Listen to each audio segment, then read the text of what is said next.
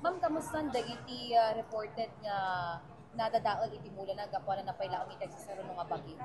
Ang kada ito typhoon Krising at dahi 32.55 hectares nga nai-report nga naapektaran digiti flood prone low lying submerged area nga natinap nga talaga ket then naglipasan na iti 317,000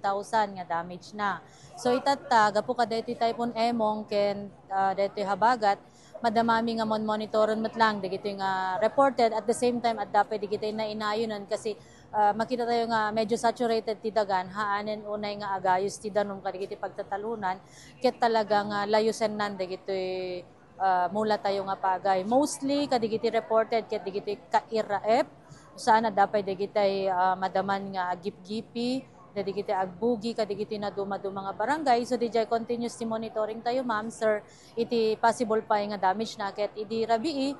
naglepas iti reporting meet alas 6 ti malem ta i-transmit meet at alas 9 ti bigat di umuna nga damage report tayo progress report tayo for the habagat ta digiti tumultuloy pa lang agrep report na ni po di alas 7 di rabii aging gana tatta i-consolidate min tumanan ta sa balin tumanan nga report para intuno malem alas 3. So, pagay pa lang dahil. Pagay iti mostly nga na apektaran sir taamo tayo nga datayon iti rice season. Ala dagiti nga barangay ma'am, dagiti mostly nga apektaran.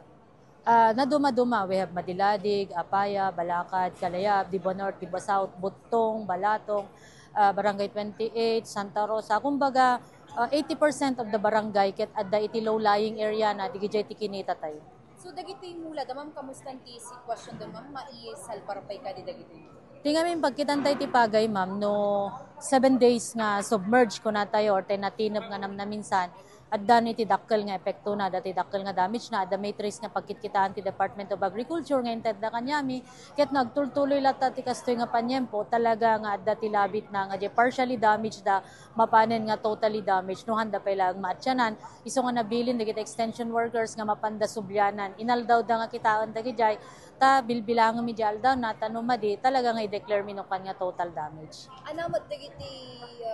ipaaytay no ka ma'am nga tulong para kada-kada.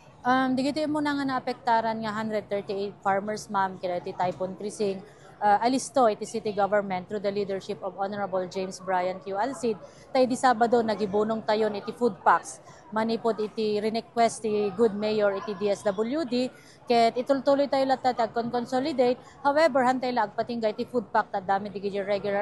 regular programs tayo for the rehabilitation of such at kung namin ket dapat iti available nga bini di opisina digiti mayat nga agpakamakam umay dalat ta ag-request kanyami iti binita na piano bareng may kamat dapat.